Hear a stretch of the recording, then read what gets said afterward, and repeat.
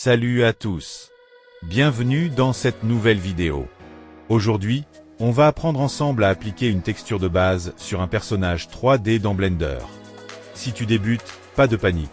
Je vais tout expliquer pas à pas, de la préparation du modèle jusqu'à la peinture de base. Texturer, c'est une étape super importante pour donner vie à ton modèle, et c'est aussi l'un des moments les plus créatifs. Alors ouvre Blender, prépare ton personnage, et c'est parti.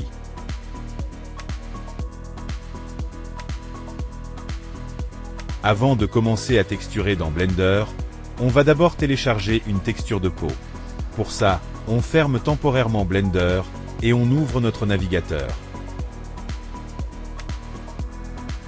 Une fois le navigateur ouvert, on tape CC0 Texture dans la barre de recherche, puis on clique sur le premier lien qui s'affiche. Normalement, ça nous emmène sur le site ambicg.com, anciennement appelé CC0 Texture. Une fois à l'intérieur du site, vous allez voir qu'il y a plusieurs types de textures. Mais ce n'est pas ce qui nous intéresse pour l'instant. Nous, on cherche une texture de peau. Alors on va aller dans la barre de recherche en peau, et taper le mot skin, qui veut dire peau en anglais. Une fois que c'est fait, vous allez voir plusieurs textures de peau s'afficher. Prenez le temps de choisir une couleur de peau qui vous paraît assez réaliste, ou qui correspond au style de votre personnage. Une fois que vous avez trouvé celle qui vous convient, cliquez simplement sur le bouton télécharger.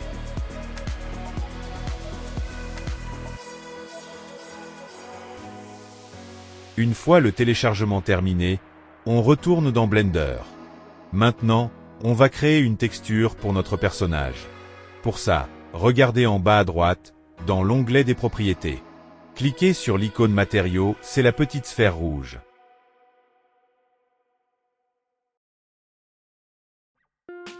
Ensuite, cliquez sur Nouveau pour créer un nouveau matériau. Félicitations! Vous venez de créer un nouveau matériau que vous allez bientôt texturer. Maintenant que notre nouveau matériau est créé, on va passer à l'étape suivante, ouvrir l'éditeur de shader. Pour cela, cliquez sur le bouton type d'éditeur, c'est le petit bouton en haut à gauche de la fenêtre. Dans la liste qui s'affiche, choisissez Shader Editor ou éditeur de shader si votre Blender est en français.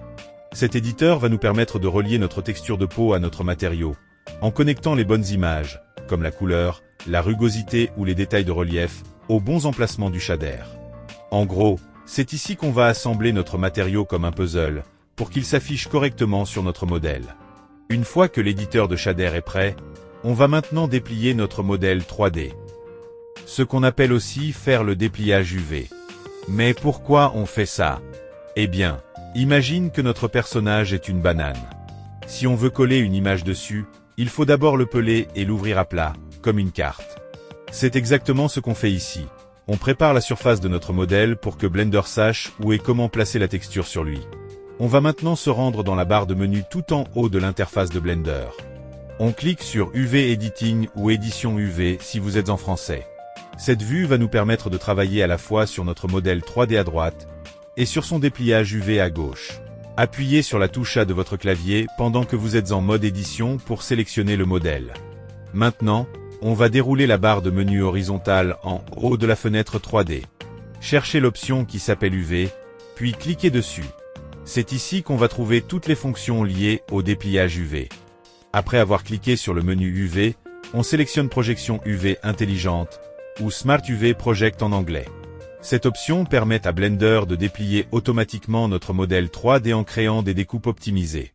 C'est très pratique surtout si vous débutez. Une fois que la petite fenêtre s'ouvre, on va régler la marge des îlots à 0.4. Cela permet de laisser un petit espace entre les différentes parties dépliées, pour éviter que les textures ne se chevauchent. Ensuite, on clique sur OK, et Blender applique automatiquement le dépliage sur notre modèle. Une fois que le dépliage UV est terminé, on retourne dans l'espace de travail sculpture. À partir de là, on va commencer à appliquer la texture de base sur notre personnage.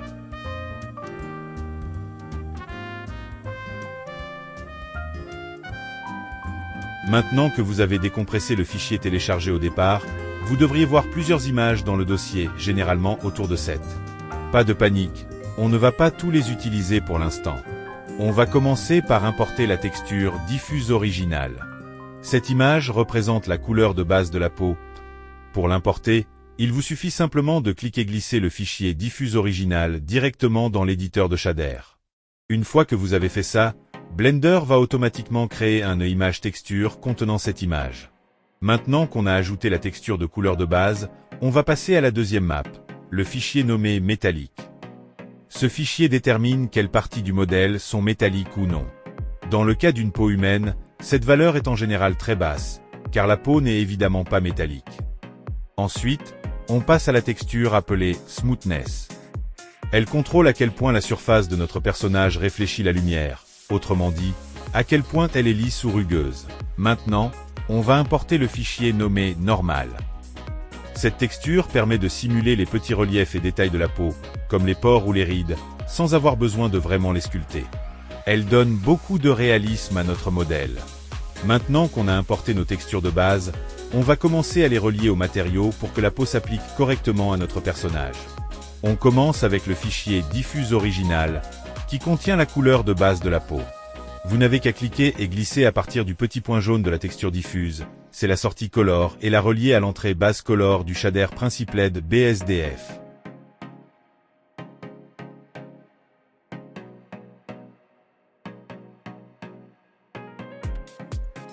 Une fois que vous avez relié la texture diffuse à la couleur de base, vous allez peut-être vous demander pourquoi rien ne s'affiche encore sur le personnage. Pas d'inquiétude, c'est simplement parce qu'on n'est pas encore en mode prévisualisation du matériau. Pour activer ce mode, allez en haut à droite de votre fenêtre 3D, juste ici, et cliquez sur l'icône en forme de sphère blanche. C'est l'option Aperçu du matériau. Une fois que c'est activé, vous devriez voir la couleur de peau s'appliquer directement sur votre modèle.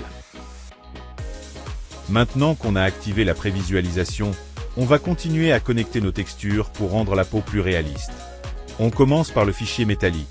Cliquez sur le petit point jaune à droite du nœud métallique et reliez-le au port métallique du shader principal. Ensuite, on prend le fichier Smoothness et on le relie à la rugosité du shader principal.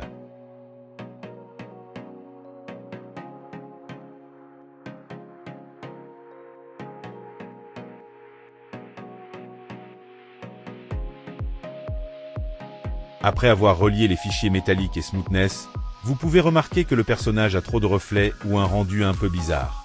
Pour corriger ça, on va changer l'espace de couleur de ces deux textures en non-couleur, non-color data. Pourquoi?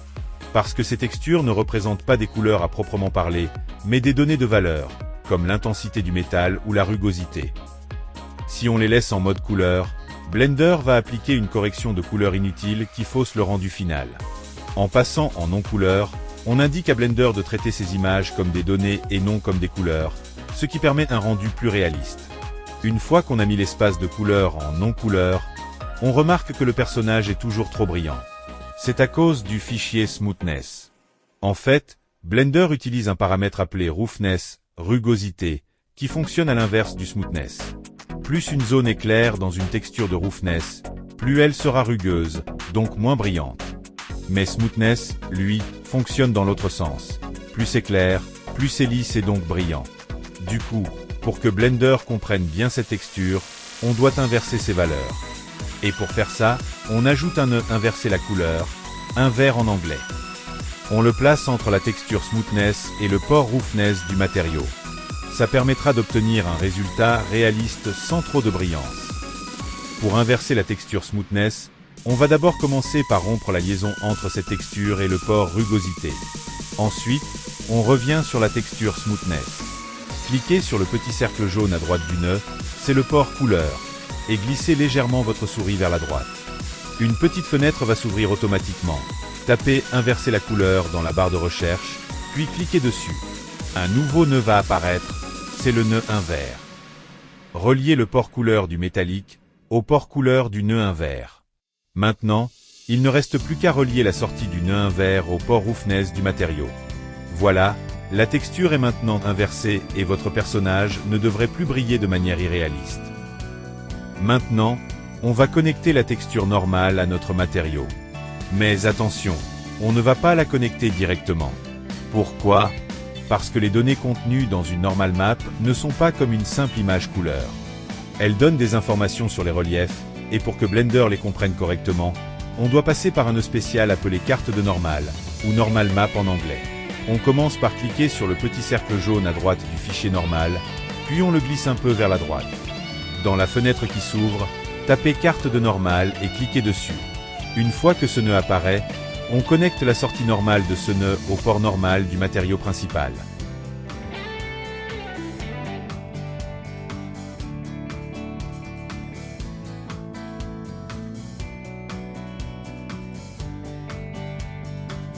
Et voilà! Grâce à ça, Blender peut utiliser correctement les détails de la peau simulée dans la texture normale, ce qui donne beaucoup plus de relief et de réalisme à votre personnage. Maintenant, vous allez peut-être remarquer un petit problème. La texture de la peau semble trop zoomée ou trop détaillée à certains endroits du personnage.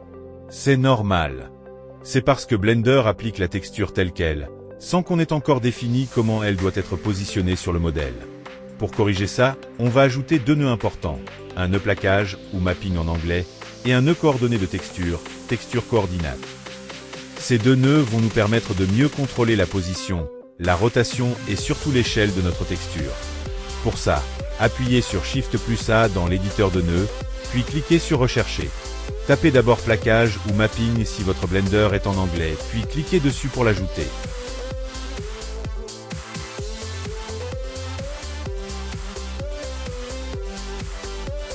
Ensuite, refaites la même chose.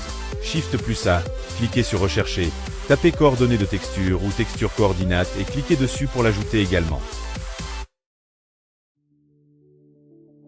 Une fois que les deux nœuds sont ajoutés, reliez la sortie UV du nœud coordonné de texture à l'entrée vecteur du nœud plaquage. Ensuite, dans le nœud plaquage, cliquez sur le menu déroulant Type et choisissez Texture. On met le type du nœud plaquage sur Texture parce que ça nous permet de contrôler précisément comment la texture est projetée sur notre modèle. Enfin, prenez la sortie vecteur du nœud plaquage et reliez-la à l'entrée vecteur de la texture de couleur de base.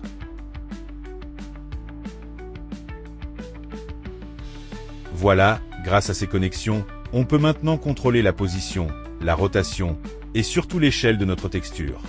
Pour ça, rendez-vous dans les paramètres d'échelle, et pour les valeurs, mettez environ 0.3 en X et 0.2 en Y, ça devrait être suffisant pour avoir une texture à peu près normale sur notre personnage.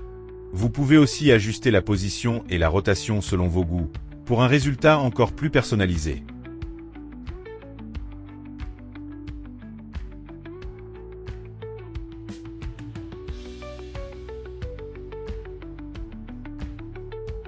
Maintenant, pour rendre notre personnage un peu plus réaliste, on va ajouter de subtiles variations de couleurs sur le visage. Par exemple, on va rendre certaines zones un peu plus rosées, comme le coin des yeux, le bout du nez, les lèvres, et légèrement au niveau des oreilles. Ces petites touches de couleurs donneront plus de vie et un aspect plus organique à la peau.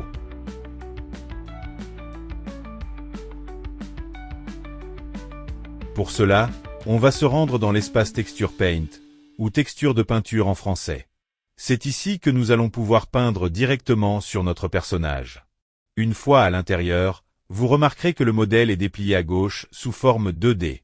C'est là qu'on voit aussi l'importance de la retopologie. En plus de faciliter l'animation, une bonne retopologie aurait permis un dépliage UV plus propre et organisé.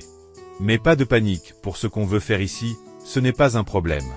On peut parfaitement peindre nos zones rosées même avec ce dépliage de base.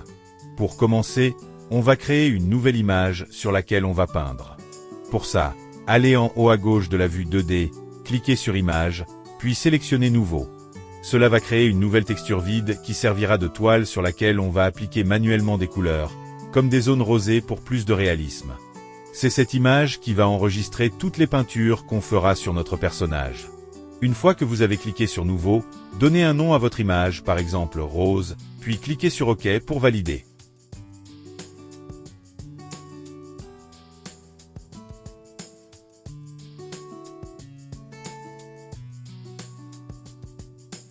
Cette image s'affiche maintenant dans la vue 2D, à gauche.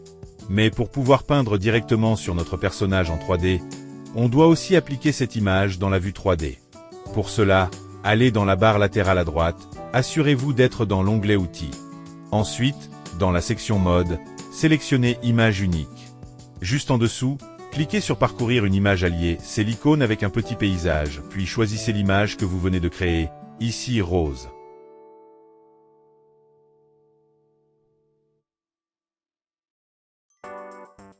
Et voilà! L'image est maintenant appliquée aussi à notre modèle 3D. On va pouvoir commencer la peinture. Pour commencer, assurez-vous d'avoir bien sélectionné l'outil dessiné. Une fois que c'est fait, vous pouvez commencer à peindre sur les lèvres de votre personnage. Ici, gardez en tête une chose importante. Les zones peintes en blanc vont faire ressortir la couleur rose. Les zones en noir garderont la texture de peau d'origine. Donc, peignez les lèvres en blanc pour les rendre plus rosées.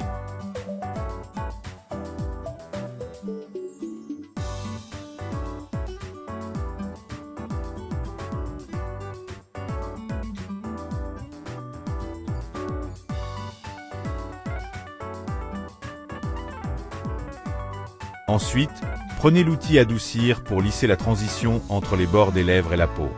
Ça permet d'éviter un rendu trop brut et d'obtenir un effet plus naturel.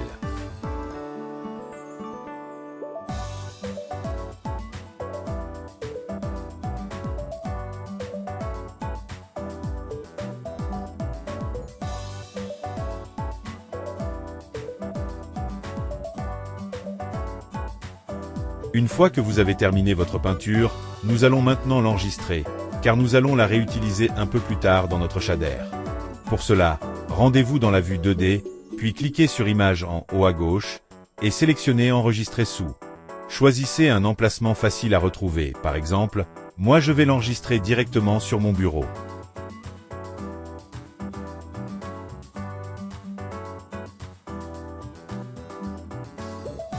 Une fois que c'est fait, vous pouvez retourner dans l'onglet Sculpture pour continuer.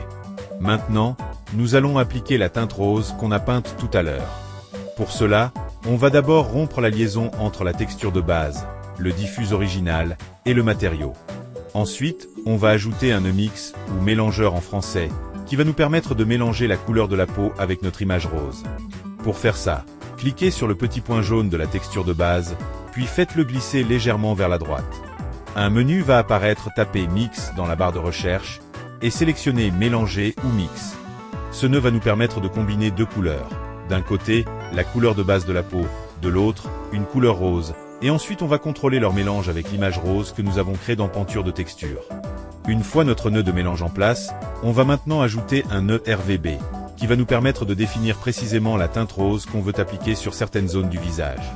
Pour ça, appuyez sur Shift plus A, puis cliquez sur Entrée dans le menu, et choisissez RVB dans la liste. Une petite fenêtre colorée va apparaître, c'est ici qu'on va choisir notre couleur rose.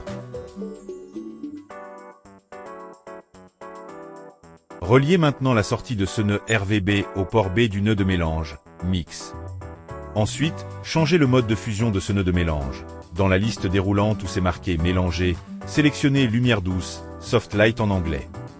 Ce mode est parfait pour appliquer une couleur tout en douceur, avec des transitions naturelles entre la peau et le rose.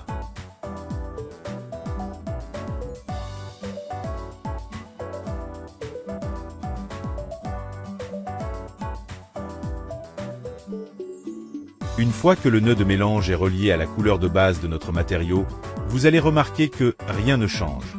Pas d'inquiétude, c'est tout à fait normal. On n'a pas encore défini la couleur dans le nœud RVB. Alors, allons-y. Cliquez sur la couleur du nœud RVB et choisissez une teinte de rose qui vous semble naturelle pour les lèvres, les coins des yeux ou les oreilles.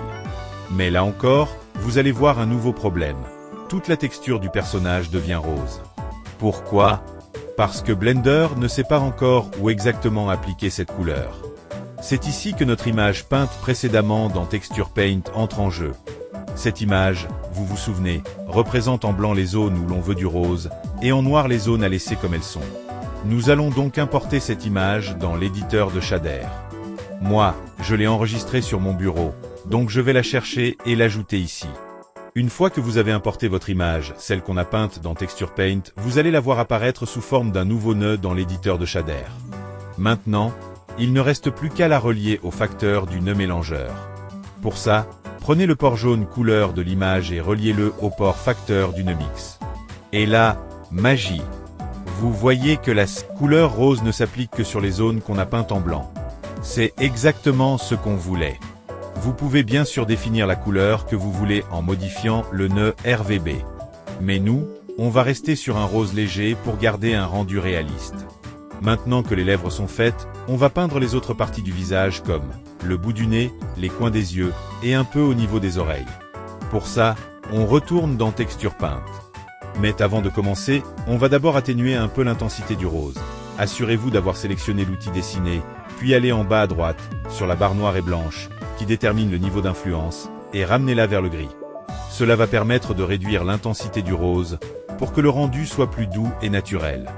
Et maintenant, vous pouvez commencer à peindre les zones souhaitées directement sur le personnage, avec un rendu subtil et réaliste.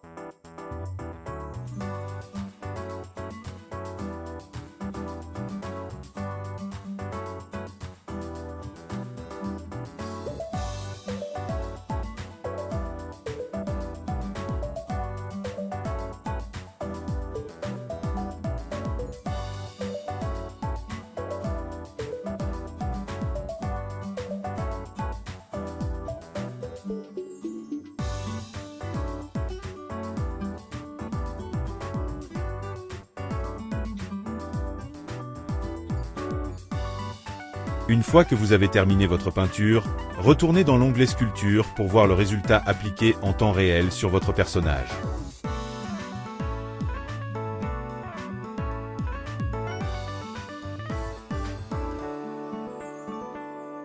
Si jamais certains détails ne vous conviennent pas, vous pouvez revenir dans Texture peinte à tout moment pour ajuster ou corriger ce que vous avez fait.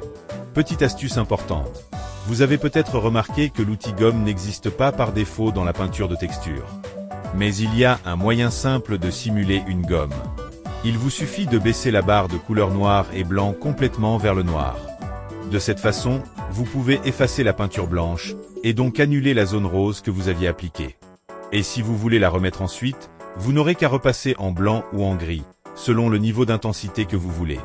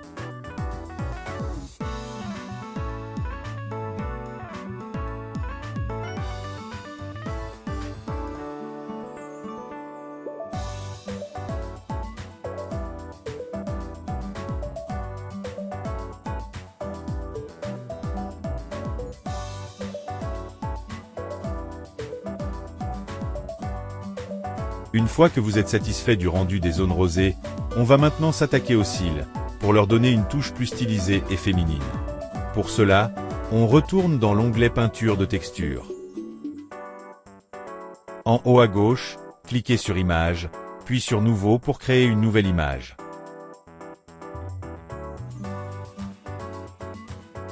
Donnez-lui un nom, comme par exemple Noir, puis validez en cliquant sur OK.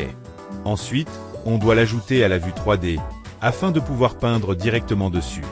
Pour ça, allez dans le menu latéral à droite, cliquez sur l'icône Parcourir une image alliée, c'est celle avec un petit paysage.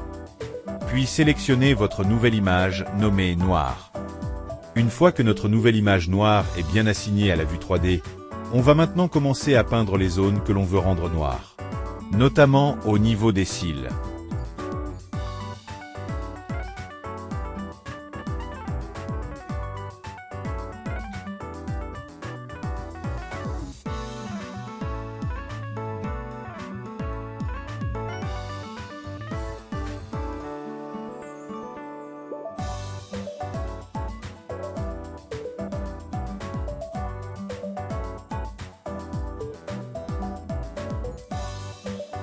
Une fois que vous avez bien peint toutes les zones que vous souhaitez rendre noires, comme les cils par exemple, Il est temps maintenant d'enregistrer cette nouvelle image pour pouvoir l'utiliser dans notre matériau.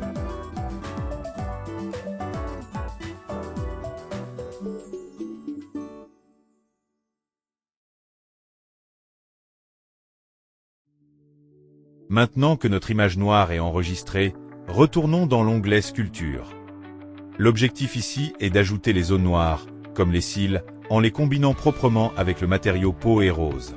Étape. D'abord, rompez la liaison entre le nœud mix, mélangeur, de la peau et du rose, et le reste du matériau.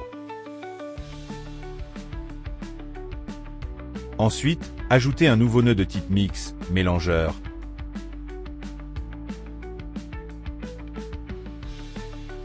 Refaites Shift plus A, cherchez RVB ou RGB, et définissez une couleur noire dans ce nœud. C'est cette couleur qu'on veut faire apparaître.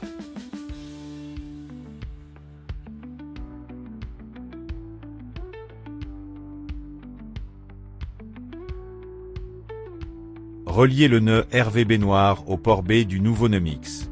Ensuite, importez l'image que nous avons peinte précédemment. Glissez-la dans l'éditeur de shader.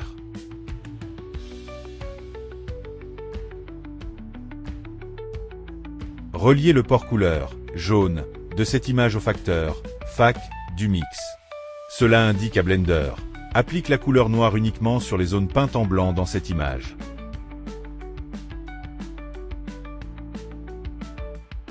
Enfin, reliez la sortie du nouveau mélange à la couleur de base du matériau. Et voilà!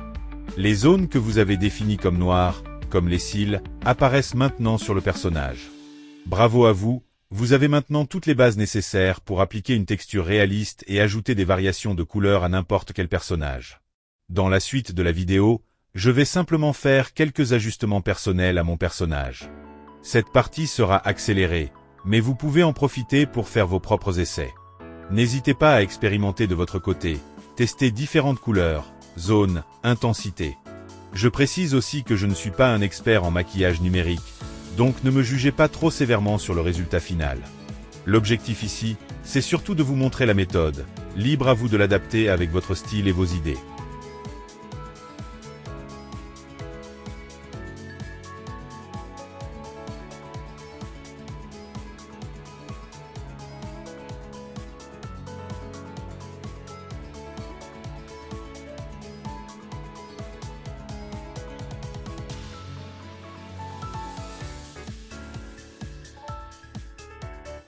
Petite précision importante, si vous souhaitez remodifier les zones en rose que vous avez peintes plus tôt, vous pouvez le faire très facilement. Retournez dans l'onglet Peinture de texture. Dans la vue 2D, à gauche, cliquez sur Choisir une image alliée et sélectionnez l'image que vous avez nommée rose. Faites la même chose dans la vue 3D, toujours dans la section des images liées, pour être sûr que vous peignez sur la bonne texture. À partir de là, vous pouvez apporter toutes les modifications que vous souhaitez. Corriger des zones, adoucir, ou même retirer certaines parties. Et n'oubliez pas, une fois les modifications terminées, d'enregistrer l'image en allant dans le menu Images, Enregistrer ou Enregistrer sous. Cela mettra automatiquement à jour la texture utilisée dans le shader, et les modifications seront visibles dans la vue Sculpture. Et voilà, on arrive à la fin de cette vidéo. Merci d'avoir suivi tout le processus avec moi, j'espère vraiment que ça vous a permis d'y voir plus clair sur l'application de texture dans Blender. Ce qu'on vient de faire ici est une étape essentielle dans la création d'un personnage 3D, et c'est en pratiquant que vous progresserez. Avant de commencer une toute nouvelle série où je vous montrerai comment créer un corps féminin complet, je publierai d'abord une vidéo récapitulative. Ce sera l'occasion de faire le point sur tout ce qu'on a vu jusqu'à maintenant. Donc si ce n'est pas encore fait, pensez à vous abonner pour ne rien rater de la suite. Merci encore pour votre attention, et à très bientôt.